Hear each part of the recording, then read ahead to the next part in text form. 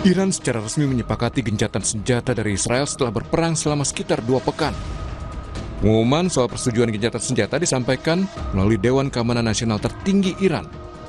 Dalam pernyataannya, Dewan Keamanan Nasional tertinggi Iran mengeluarkan keputusan nasional untuk memaksa penghentian perang terhadap Israel. Namun sebelum kesepakatan gencatan senjata yang diklaim Presiden Donald Trump lebih dulu, Iran meluncurkan serangan rudal ke pangkalan militer AS di Doha, Qatar. Serangan ini sebagai balasan atas serangan AS ke fasilitas nuklirnya. Korps Garda Revolusi Iran bilang serangan rudal balistik menyasar pangkalan udara Amerika Serikat di Al-Udeid yang merupakan pangkalan militer AS paling strategis di Asia Barat. Serangan ini menandai dimulainya operasi serangan balasan di mana pangkalan AS di Qatar dipilih menjadi target pertama. Serangan rudal Iran ke pangkalan militer Amerika Serikat di Qatar menuai respon pemerintah setempat. Juru bicara Kementerian Luar Negeri Qatar bilang pihaknya mengecam keras tindakan Iran itu. Qatar menyebut serangan Iran ke negaranya merupakan pelanggaran serius. Qatar mendesak semua pihak kembali ke meja perundingan dan mencari opsi perdamaian. تدين دولة قطر بأشد العبارات الهجوم الإيراني الصاروخي على قاعدة العديد الجوية القطرية. هذا الهجوم يمثل انتهاكا صارخا لسيادة دولة قطر ومخالفة لمبادئ حسن الجوار ويمثل اعتداء على الشرعة الدولية والقانون الدولي. وتؤكد دولة قطر أنها تحتفظ بحق الرد بما يتوافق والقوانين الدولية وبما يتناسب وشكل وحجم هذا الهجوم. Sebelumnya melalui platform Truth Social, Presiden Amerika Serikat Donald Trump mengumumkan gencatan senjata kedua negara, Iran dan Israel. Trump klaim berhasil menengahi kesepakatan gencatan senjata melalui jalinan komunikasi dengan Perdana Menteri Israel dan pejabat Iran. Namun Trump menyatakan kekecewaannya pada Israel dan Iran. Trump bilang Israel dan Iran telah melanggar ketentuan gencatan senjata dengan masih melancarkan serangan satu sama lain pada Selasa dini hari. Not happy that Israel's going out now. There was one rocket that I guess was fired overboard. It was after the time limit and it missed its target. And now Israel's going out. These guys got to calm down. Ridiculous. How are you able to respond as far as volume? I didn't like plenty of things I saw yesterday. I didn't like the fact that Israel unloaded right after we made the deal. They didn't have to unload. And I didn't like the fact that the retaliation was very strong. Memang, pasca pengumuman gencatan senjata, gelombang protes masih terjadi di ibu kota Iran, Teheran. Aksi unjuk rasa ini digelar usai Presiden Donald Trump mengumumkan kedua negara telah menyetujui gencatan senjata total dan menyeluruh. Warga Iran tak setuju dengan gencatan senjata karena menganggap gencatan terjadi saat kekuatan Iran sudah penuh dan siap mengalahkan serangan musuh. Dalam orasinya, pengunjuk rasa mengutuk Israel dan Amerika Serikat.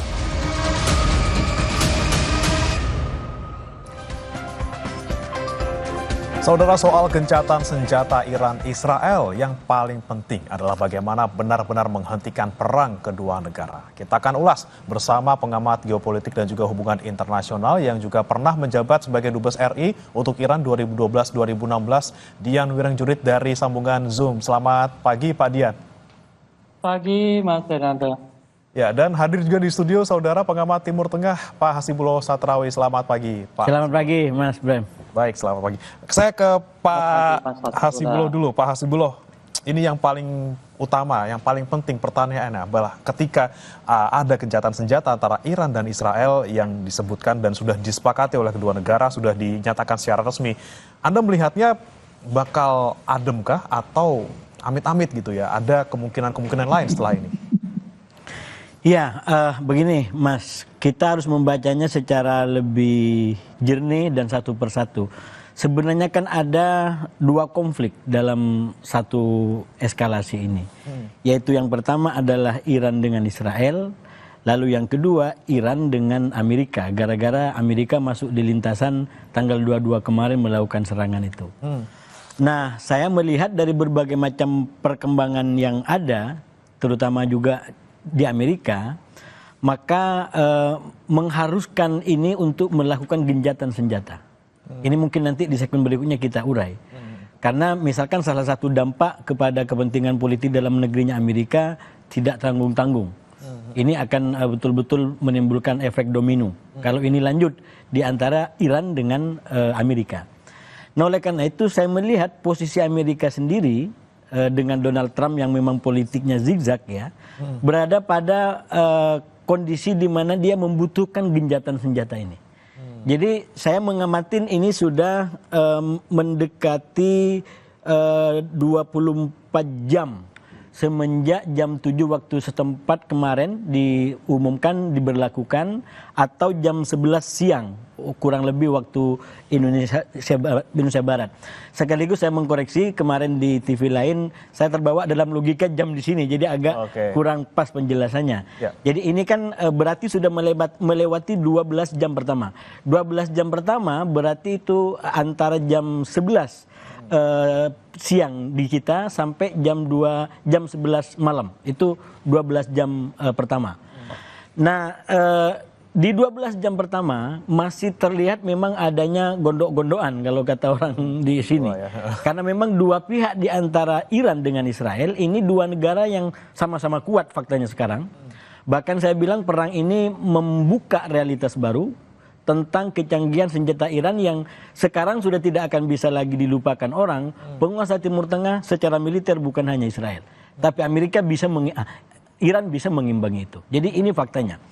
Jadi negara sama-sama kuat seperti ini dipaksa oleh Trump terutama untuk melakukan sebuah genjatan senjata karena di peta konflik di antara Iran dengan Amerika yang saya bilang tadi, situasinya mengharuskan ini untuk berada dalam sebuah genjatan senjata.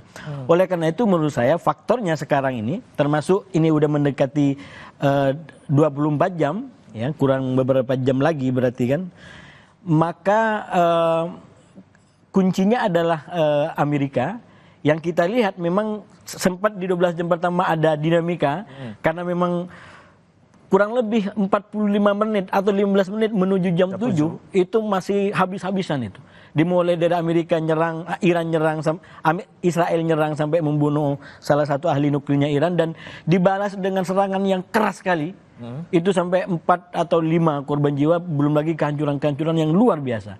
Nampaknya Israel juga tidak terima dengan itu karena itu pas di kurang lebih jam 7. Ya. Nah lewat sedikit dia dianggap masih ada sisa roket yang meluncur. Jadi itu dianggap sebagai pelanggaran kesepakatan senjata dan itulah yang dimention oleh Presiden Trump dengan sangat keras untuk menghentikan. Nggak boleh lagi ada serang menyerang di antara ini semua. Dan efeknya menurut saya dari tekanan dan kunci yang dikuatkan lagi oleh Presiden Trump, 12 jam terakhir sampai sekarang ini tidak terjadi lagi kontak senjata di antara kedua belah pihak. Jadi kuncinya menurut saya ada di komitmen Presiden Trump dan Amerika. Walaupun memang dari Iran dan juga Israel sama-sama ngotot, sama-sama tidak mau mengaku kalah gitu ya, sama-sama keras, masih punya dendam, masih punya panas yang membara di diri mereka masing-masing, tapi di sini berarti memang satu-satunya ataupun kuncinya ada di Trump sebenarnya. Kalau misalnya Trump tidak muncak-muncak kemarin ketika Israel kemudian terakhir balas serang lagi karena dianggap melanggar gencatan senjata, berarti bisa jadi akan lanjut dong, Pak. Ya, ini menurut saya memang harus ada perubahan logika berpikir tentang keamanan dan perdamaian di Timur Tengah. Kalau kita betul-betul ingin sebuah perdamaian yang permanen. Kalau selama ini kan terus terang logikanya itu adalah mendukung Israel untuk menjadi penguasa mutlak dengan berbagai macam kecanggihan teknologi militer yang tidak bisa diimbangi oleh negara manapun, termasuk katakanlah negara-negara sekutu dekat Amerika yang lain yang dari bangsa Arab misalkan, yang sempat ditarget juga oleh Iran misalkan, itu kan tidak bisa mengimbangi itu. Nah, kalau begitu kan berarti logikanya bukan perdamaian, tapi logikanya adalah pemaksaan melalui satu negara yang superior di segala sisi. Nah, ini yang menurut saya dengan perang sekarang 12 hari ini dirombak oleh sistemnya Iran, dibalikkan dengan kenyataan baru, suka atau tidak suka, Iran sekarang menjadi penguasa baru di Timur Tengah yang saya yakin itu akan memberikan dampak ke depan. Oleh karena itu menurut saya di level ide tentang perdamaian ke depan tidak bisa lagi cukup dengan ide superiority seperti ini. Harus kembali kepada basic perdamaian yang lebih kuat, yaitu coexistence atau saling menghormati satu sama lain. Nah ini yang menurut saya harus betul-betul ditumbuhkan ke depan, bukan lagi satu negara dijunjung setinggi-tingginya, diangkat setinggi-tingginya, lalu yang lain tidak diberikan kemampuan untuk jangankan menyamai, mendekati saja tidak dimungkinkan. Nah ini kan kalau kita punya desain gitu, kalau kata salah satu pejabat di Iran, mungkin infrastruktur nuklir Iran bisa dihancurkan, tapi ilmu yang sudah mereka kuasain itu tidak akan bisa dihalangi. Jadi ini realitas baru yang menurut saya kita harus adaptasi dengan ini semua. Di sini Iran juga ada kesempatan untuk menunjukkan bahwa ya saya juga punya power di sini dan bukan satu-satunya Israel yang punya di wilayah Timur Tengah ini. Kemudian saya ke Pak Dian Wiranjurit. Pak Dian, Anda melihat memang di sini kata Pak Hasibullah tadi adalah peran Amerika Serikat sangat besar, terutama Presiden Trump untuk bisa menghentikan serangan antara kedua negara. Dia yang juga pertama kali kemudian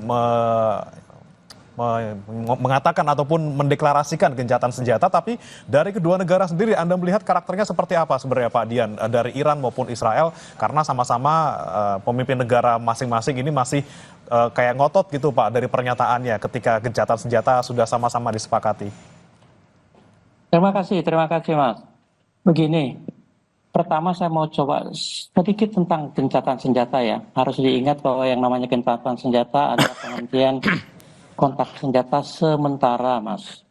Jadi segala sesuatu masih mungkin terjadi pasca gencatan senjata ini yang mungkin gagal kalau salah satu pihak tidak punya komitmen untuk menepatinya. Saya mau mengingatkan yang namanya Netanyahu, yang namanya Presiden Donald Trump itu susah dipercaya. Karena beberapa kasus menunjukkan komitmen yang mereka sampaikan tidak dilakukan, bahkan dilanggar. Contohnya paling gampang, ketika tanggal 10 itu, ini berkali-kali saya sampai mengingatkan, tanggal 10 Juni itu delegasi Iran dan delegasi Amerika bertemu untuk melanjutkan perundingan damai yang dulu dibubarkan oleh Donald Trump, JCPOA itu. Mereka menganggap akan ada suasana tenang. Ternyata 3 hari kemudian Israel menyerang Iran.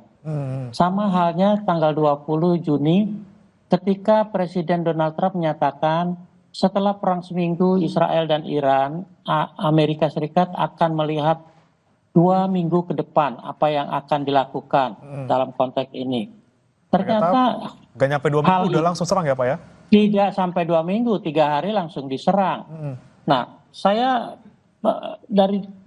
belum lagi kalau kita bicara kembali soal Gaza ya, berapa kali gencatan senjata yang katanya sudah disepakati dilanggar Israel.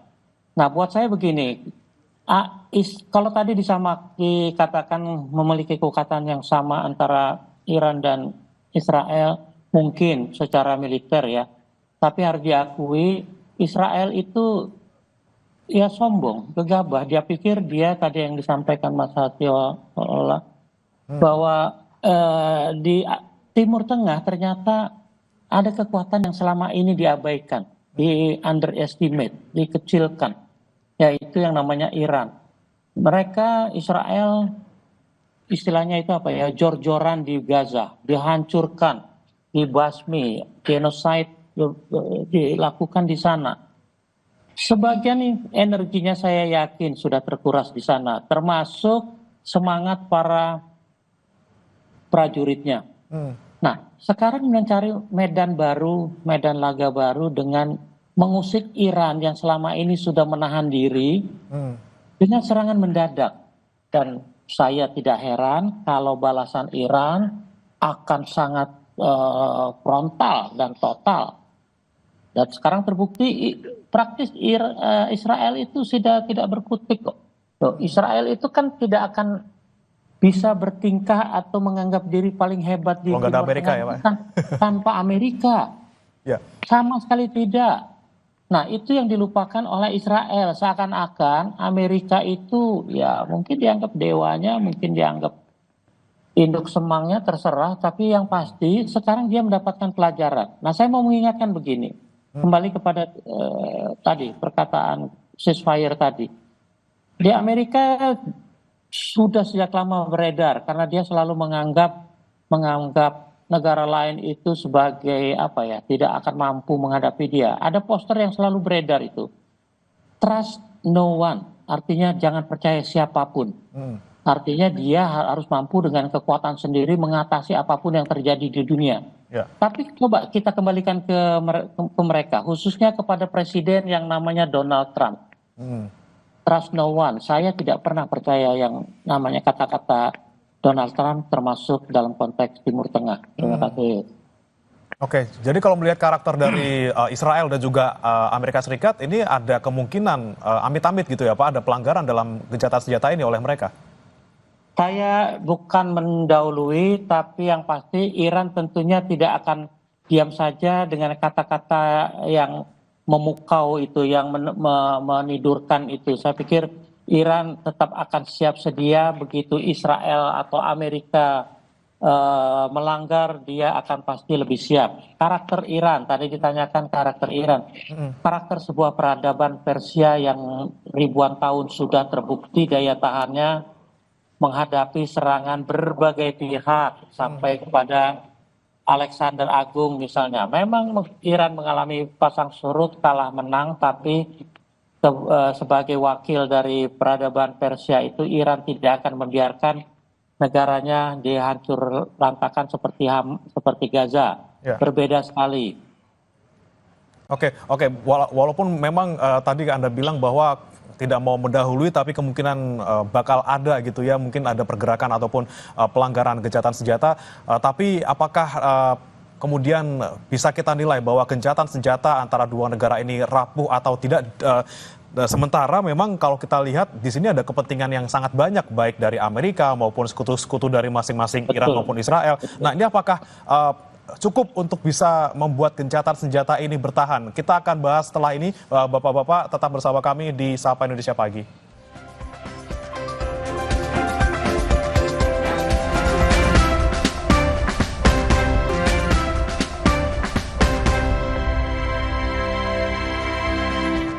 Kembali di Sapa Indonesia Pagi, saudara, masih membahas terkait bagaimana kemudian kemungkinan gencatan senjata antara Iran dan juga Israel ini membawa perdamaian di antara kedua negara. Tadi pertanyaan terakhir terkait dengan apakah bisa dibilang sebenarnya gencatan senjata ini rapuh karena ada karakteristik tersendiri dari Amerika dan juga Israel, atau justru malah sebenarnya kuat? Saya mau ke Pak Hasibullah dulu. Bagaimana Anda melihatnya ketika banyak kepentingan dari Amerika Serikat sendiri, kemudian kepentingan dari Iran juga, kepentingan dari negara-negara sekutu masing-masing negara yang memang kalau nggak gencatan ya amsyong gitu ya di semua sisi, di semua sektor gitu. Persis. Anda melihatnya mana yang paling kuat nih? Apakah karakter kedua negara ini yang kemudian kemungkinan amit-amit bisa melanggar gencatan senjata, atau kepentingan lainnya dari negara-negara sekutu maupun dari Amerika sendiri yang bisa membuat gencatan senjata ini jadi kalau damai gitu? Bagi saya sendiri, Mas, dalam kenyataan Israel yang seperti sekarang terutama, itu Amerika sendiri kalau mungkin bukan Trump juga masih diabaikan sama Israel. Kita lihat di zamannya Joe Biden yang tadi disampaikan oleh Pak Dian, itu berapa kali Joe Biden dibikin kecele istilahnya. Udah diumumkan gencatan senjata. Netanyahu nggak pernah mau tunduk. Jadi memang di level Israel sendiri mungkin hanya Trump yang bisa menjinakkan, yang bisa memaksa dia untuk ikut dalam skenario dia. Kalau Iran sebenarnya kan secara prinsip istilahnya dari kapan aja bisa gencatan senjata, karena logika dia adalah logika bertahan. Jadi kalau lawan berhenti, kami akan berhenti. Kami juga nggak cari masalah. Jadi artinya kata orang Jawa, sak waya-waya dia bisa gencatan senjata, karena dia bukan mengganggu, ya, dia diganggu gitu. Dia bertahan itu. Nah, oleh karena itu saya nyambung ke yang disampaikan Mbak Dian tadi, kalaupun memang sekarang timbul keseimbangan baru dengan kemunculan Iran ini, menurut saya memang kalau dibaca secara statistik ya kemenangannya bukan dalam pengertian absolut kemenangannya ini Israel berapa, Iran berapa, bukan. Tapi ini lebih karena Iran kadung di underestimate. Dan ternyata dia bikin perlawanan luar biasa sampai detik-detik terakhir. Walaupun secara kekorbanan luar biasa di Iran banyak gitu, termasuk ahli-ahli nuklir, ulama-ulamanya, termasuk pemimpinnya itu kan luar biasa gitu. Dan itu bagi orang yang baca sejarah Iran, istilahnya Iran sudah terbiasa kehilangan tokoh-tokoh utamanya dibunuh oleh Israel. Dan itu tidak akan melemahkan, tapi justru menguatkan. Kalau udah biasa perang, sudah biasa jiwa berjuang dan berperangnya sudah dari dulu gitu ya. Persis gitu. Nah, saya justru melihatnya begini dalam konteks lagi-lagi yang Iran di underestimate terutama oleh Israel. Ini menjadi istilahnya saya sampaikan dulu di sini itu ketika Israel melakukan serangan ini kan minimal 4 yang dia bisa amankan ambisinya Netanyahu. Katakan mengamankan ancaman Iran, kemudian dia bisa memenangkan pertarungan di Gaza, lalu dia mendapatkan posisi kuat lagi dalam negerinya, dan mungkin dapat empati di tingkat global dari negara-negara Eropa yang selama ini sudah mulai bikin jarak. Nah, kalau dibaca per hari ini, bisa jadi petanya terbalik ini. Dengan ternyata perlawanan dan kemampuan Iran yang seperti sekarang, bisa jadi justru 4 hal ini justru menggerus kepentingannya Netanyahu sendiri. Sekarang soliditas di Israel mungkin juga malah semakin rapuh dengan kondisi dalam tanda kutip dipermalukan. Ya. Ini kan petanya hari ini berbeda. Di Iran itu adalah peta atau aura kemenangan, karena memang dia bisa bertahan dari serangan itu. Sementara di Israel ini aura kekalahan, dia tidak pernah mengalami kehancuran seperti ini. Itu akan menjadi tekanan tersendiri bagi Netanyahu yang dalam kasus Gaza aja dia tidak bisa selamat dari tekanan-tekanan dalam negeri. Belum lagi dari katakanlah dari internasional.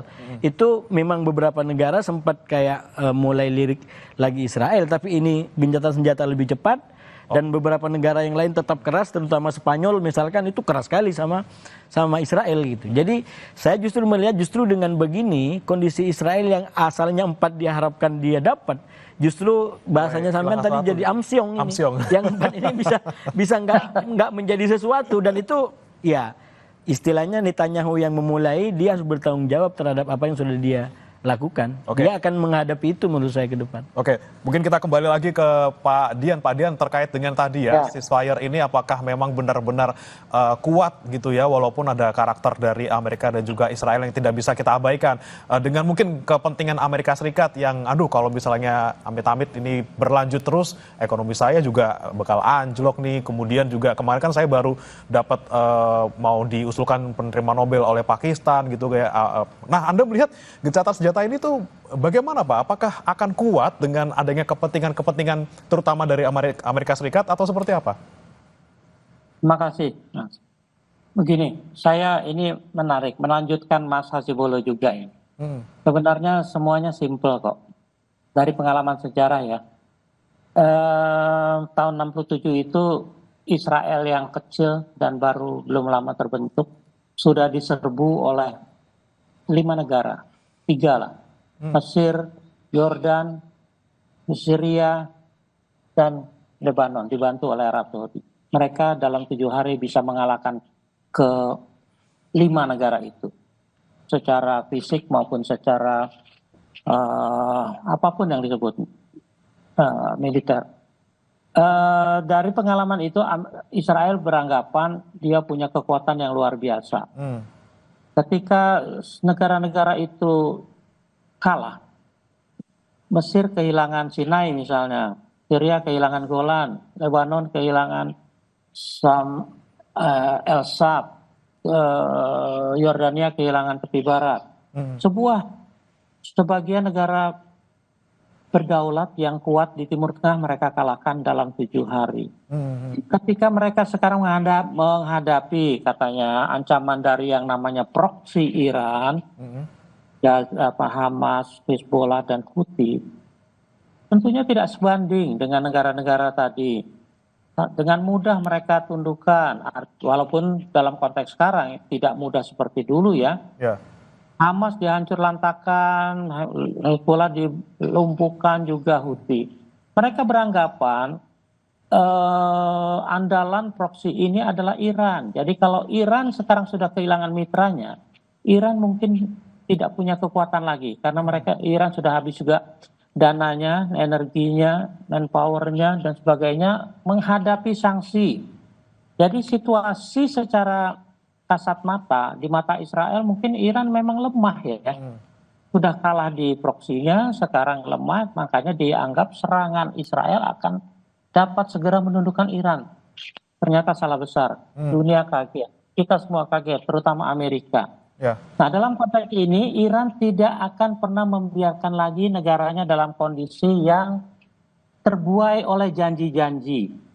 Makanya kembali ke pertanyaan Mas Bernard tadi, ceasefire masih tahap awal, masih terlalu dini untuk melihat apakah ceasefire ini akan berlangsung lebih lama dari yang diharapkan. Karena perang pengalaman tadi, buat saya sekarang apapun yang terjadi, kalau saja Israel kemungkinan besar sudah, mungkin kalau ayam itu apa ya, kepalanya udah nunduk karena kalah tuh. Ya. Tidak akan terlalu terlalu gegabah, tidak akan terlalu congkak, tidak akan terlalu arogan seperti dulu.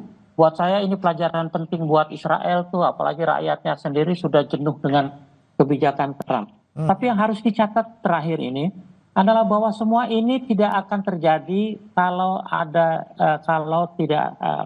tidak akan terjadi kalau saja tidak ada tokoh-tokoh seperti yang namanya Netanyahu dan Trump.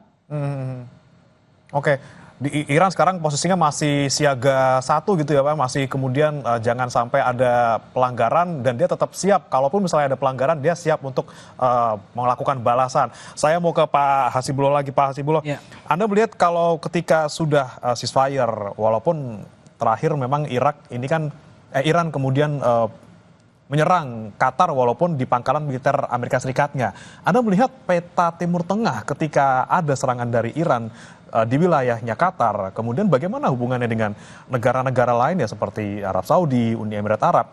Ini apakah menjadi satu langkah yang dalam tanda kutip salah untuk posisi Iran di Timur Tengah sendiri?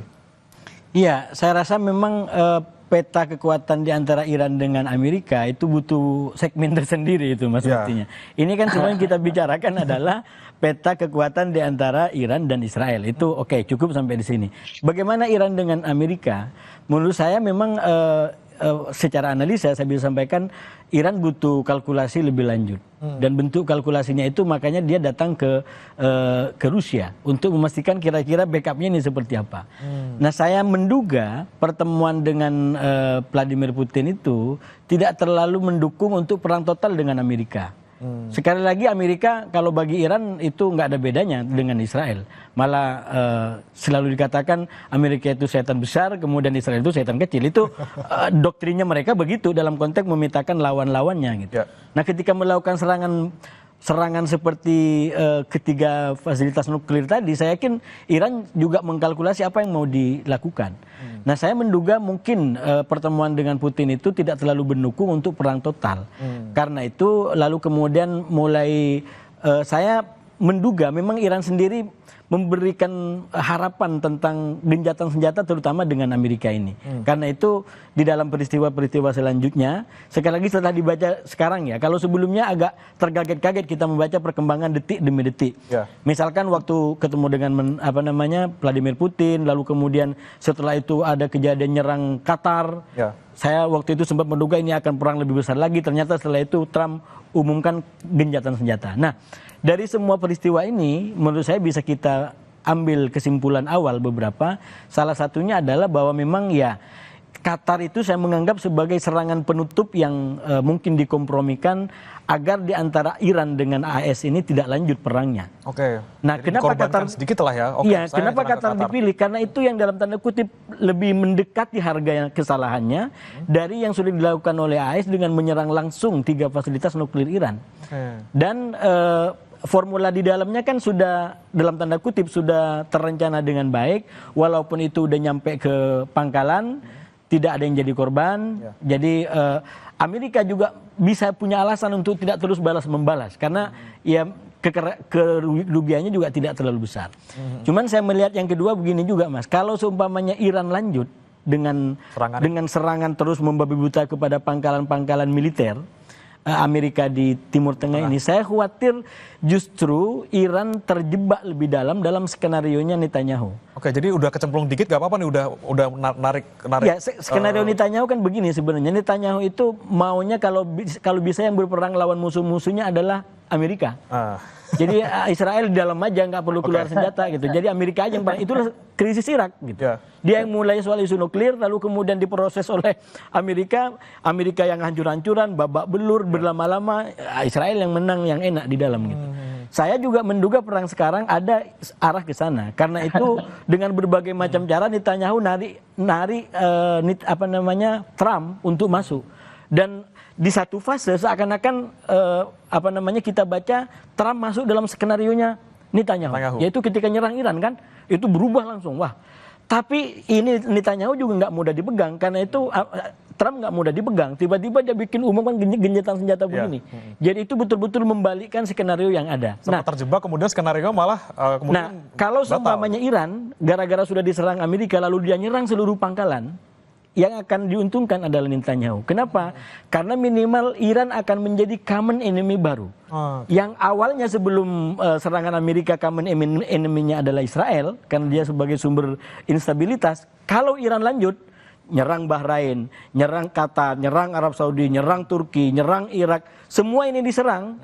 Satu, itu sudah pasti dipastikan melanggar yang namanya kedaulatan negara lain. Oke, jadi Amerika sudah sadar di tepat di waktunya nih, Pak. Kenapa? Amerika sadar di waktu yang pas ini mungkin ketika mungkin terjebak dalam skenarionya. Kalau mau baca Israel. Amerika sebenarnya itu banyak elemen yang harus dibahas, termasuk dampak kepentingan politik dalam negerinya. Dan juga latar belakang katakanlah Trump sendiri yang saya menganggap dia terjebak sekarang ini di antara karakter aslinya yang keras dengan karakter kampanye yang diharapkan untuk menjadi penyelamat perang gitu. Kan kalau kita baca Republik, katakanlah selama ini seperti Bush junior dan senior kan karakternya kita kenal keras. Jadi Trump agak mirip-mirip di situ. Tapi kan harus dipahami Trump ini menjadi presiden, salah satu kampanyenya adalah karena dia ingin menghentikan perang. Jadi dia ingin menjadi kayak semacam antitesa daripada Biden yang waktu itu dijebak oleh Netanyahu untuk berperang terus gitu. Nah, oleh karena itu saya melihat justru dengan melakukan perubahan ini menjadi tidak masuk dalam skenarionya Netanyahu, dia bikin skenario sendiri, maka yang pertama dia akan kembali pada kepentingan dalam negerinya Amerika, terutama dengan gerakan ekonominya yang MAGA itu, sehingga dia bisa wujudkan janji-janji kampanyenya, dan itu menurut saya nyambung dengan kepentingannya Iran yang sudah menampakkan kedaulatannya dan kebesarannya di kawasan. Oke, baik, saya ke Pak Dian. Ini terakhir Pak Dian, Anda melihat tadi pernyataan Pak Hasibullah, sebenarnya ada skenario yang kemudian tidak diikuti oleh Amerika Serikat, seperti itu ya Pak ya. Kemudian apakah memang ini kemudian bisa menguntungkan ke semua pihak, baik Amerika Serikat, kemudian Iran maupun misalnya di Israel juga, walaupun Israel di sini juga kelihatannya agak rugi gitu ya Pak ya, dan bisa kemudian mendorong ke perdamaian sebenarnya. Terima kasih. Saya setuju sekali sama Mas Hasibullah. Kalau Iran terpancing dan menyerang pangkalan-pangkalan Amerika di sana, maka akan backfire bagi Iran sendiri. Tapi mari kita melihatnya seperti ini. Apa sih, berapa banyak sih pangkalan Amerika? Banyak memang. Di dunia ini ada 800-an pangkalan Amerika dimanapun. Dan konsentrasinya memang banyak di Timur Tengah. Mungkin hampir 100. Pangkalan itu kan di satu negara bisa ada berapa ya? Seperti dulu di Syria atau segala macam, itu pangkalan Amerika itu kayak di Jepang sekarang yang damai aja ada 9, di Korea ada 9, di Jepang ada 14, di Korea 9, di Filipina 8 begitu ya. Di tempat-tempat yang tidak ada apa-apa aja pangkalannya dipertahankan dengan kesiagaan. Apalagi di kawasan yang namanya hotspot. Timur Tengah salah satu hotspot tradisional. Nah, pangkalan-pangkalan Amerika itu apa sih tujuannya? Satu, melindungi Israel. Karena di sana tidak ada lagi pergolakan besar seperti perang-perang tahun 67, tahun 73, apalagi tahun 80, 90 ketika Irak menyerang Israel, ada yang perang Gulf segala macam ketika Kuwait menginvasi. Irak menginvasi Kuwait, tidak ada lagi. Jadi semua konsentrasi pangkalan militer itu memang untuk menunjang kemampuan pertahanan Israel. Dan karena doktrina Israel memang mengikuti induknya untuk coba-coba ofensif sementara tadi dikatakan secara benar oleh Mas Hasiholo bahwa Iran itu pada dasarnya defensif. Jadi Iran sebenarnya tidak terlalu memikirkan urusan itu, urusan Israel. Sampai ketika kepentingan nasionalnya, territorial integrity-nya diganggu oleh Israel. Nah, kalau sekarang Iran berani mulai menjawab serangan Amerika dengan menghancurkan pangkalan militer di Qatar, itu bukan tanpa alasan. Pangkalan militer di Qatar itu pangkalan pusatnya karena serangan Israel dan Amerika selama ini dilakukan lewat udara karena memang itulah cara satu-satunya. Makanya nomor satu menjadi sasaran adalah Qatar, dan saya yakin Qatar sama Iran itu hubungannya baik. Meskipun jelas melanggar teritorialnya Qatar, tapi pasti sudah ada komunikasi antar mereka. Oke, baik. Kita harapkan semoga Pak, walaupun misalnya tadi Anda menyebutkan bahwa ada kemungkinan gencatan senjata ini kemudian ada dalam tanda kutip diganggu seperti itu dengan adanya pelanggaran-pelanggaran, namun kita harapkan semoga ini menjadi langkah awal dari kedua negara dan juga nanti terutama bagaimana kondisi geopolitik di Timur Tengah semoga kemudian bisa lebih stabil dan juga tidak berlanjut serangan-serangan maupun perang di antara negara-negara Timur Tengah. Terima kasih Pak Dian Wirangjurith, pengamat geopolitik dan juga hubungan internasional, dan sekaligus Dubes RI untuk Iran 2012-2016, dan juga sudah hadir Pak Hasibullah Satrawi, pengamat Timur Tengah, sudah bergabung bersama kami di Sapa Indonesia Pagi. Selamat pagi Bapak-Bapak, salam sehat. Terima kasih, selamat pagi. Saudara, kami akan kembali dengan informasi lain terkait dengan 11 dari 29 warga negara Indonesia yang dievakuasi dari Iran pada gelombang pertama telah tiba di Indonesia pada Selasa malam. Sementara 18 WNI sisanya masih dalam perjalanan. Informasinya usai jeda.